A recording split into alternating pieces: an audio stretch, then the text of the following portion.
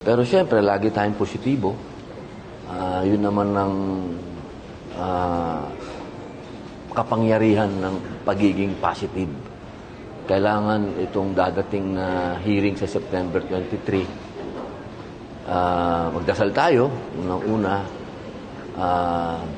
Pangalawa, hinihingi natin yung interim release. Inaasahan ko talaga yon. Kasi kasama naman yun nung binasahan si FPRRD, sinabi yun nung judge na meron talagang interim release. So sana, sa September 23, eto na yung madidig natin. Bibigyan na siya talaga nun. Ako, hoping, kasi ilang buwan na, 5 buwan na doon si Tatay Digong. So, pupunta kayo, sir, naman? Dapat. Lagi naman akong nandun. Kahit na binabati ko siya ko 24 hours, okay lang.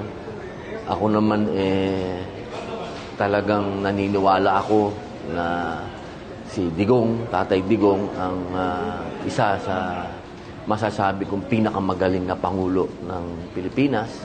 Kahit na sinasabi na ako ay tuta niya, ako ay paso niya, wala po kayong magagawa. Talagang sabihin nyo na kung ano yung gusto nyong sabihin. Pero ako po'y naniniwala talaga na nakaramdam ang taong bayan ng pagbabago noong panahon niya.